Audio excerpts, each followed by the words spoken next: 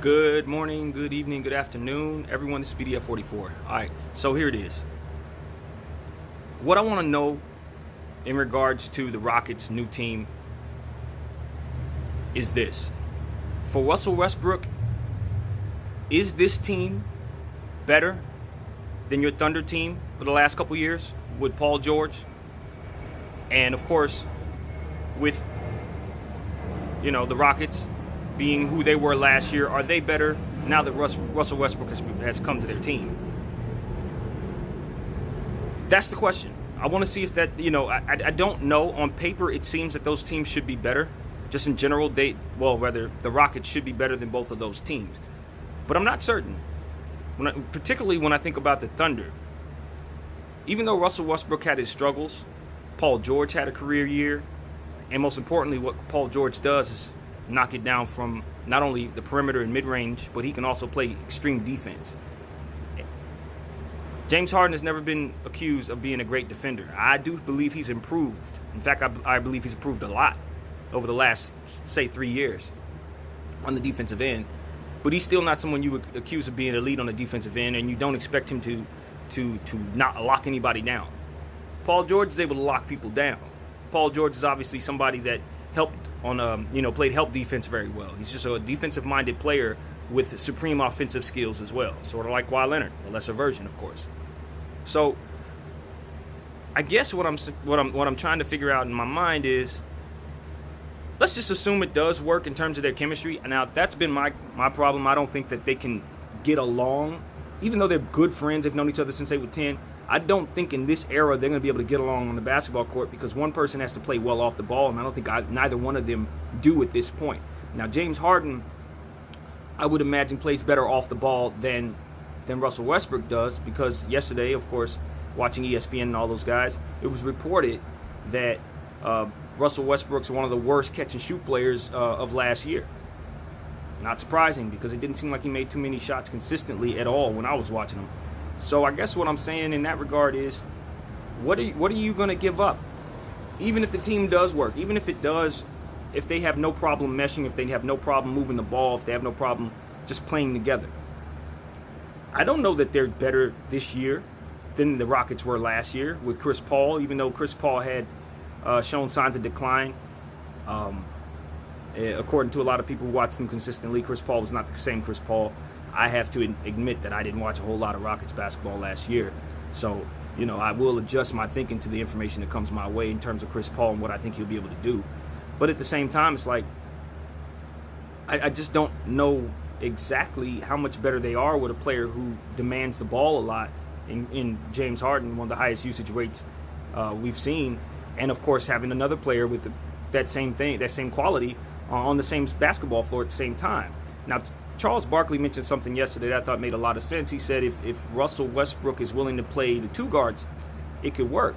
And I can see that because James Harden is a player who, although doesn't have the passing habits that he's had in the past right now, naturally as a basketball player, he never had a problem facilitating, especially early on with the Thunder. So if he can step back into that role and get his assists back up and think passing basketball, which I think he's smart enough to figure out over time, at least over half a season, it's going to be hard to adjust.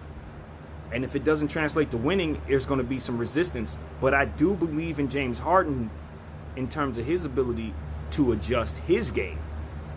And I think that needs a little more credence. It's Russell Westbrook that I don't think can change, that most people don't think can change. James Harden, I don't think most people think James Harden is not going to be able to adjust his game. It's just that doesn't make them better if they do. And I think that's the problem. I think no is the answer to that question. James Harden is the best ISO player since Kobe Bryant. I don't think there's any question of whether or not you want him to have the ball in his hands. The question is, can Russell Westbrook live without it in his? And he's going to have to prove that he's somebody who can do that. Because him playing on the ball does not make the Rockets better. James Harden trying to run around adjusting his game so that Russell Westbrook can do what he does is not going to help them win.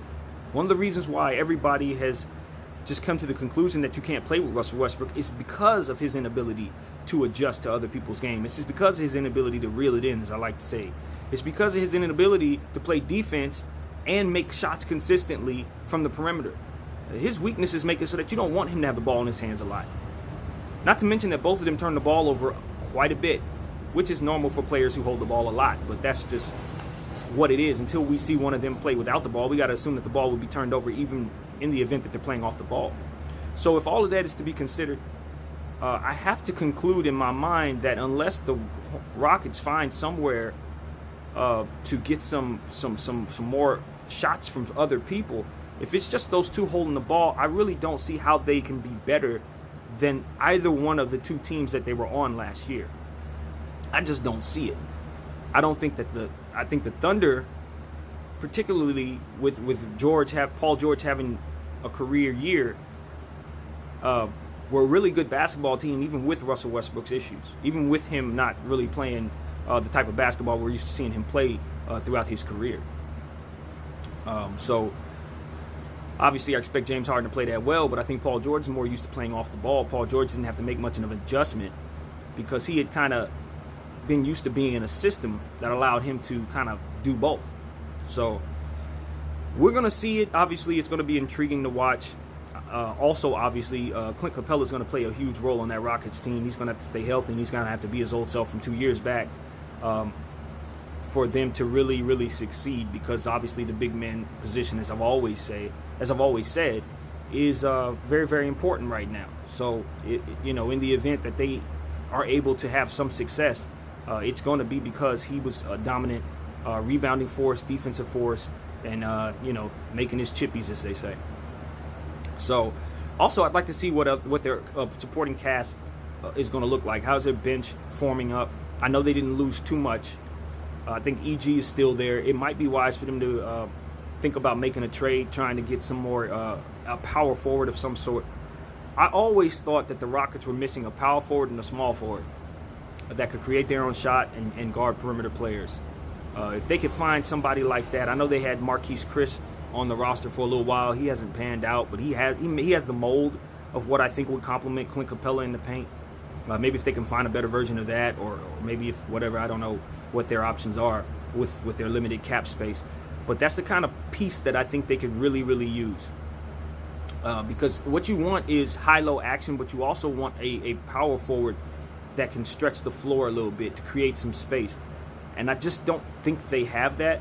I know they have a guy by the name of House, but I don't know what his skill set is, and I don't know that he shoots threes. I would need to be educated on that.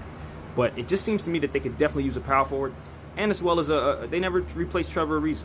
They never replaced Trevor Ariza. They've always plugged in the wrong type of player, and that's something that I've noticed about teams that Chris Paul has been on. How come that man can't never have a small forward on none of his teams?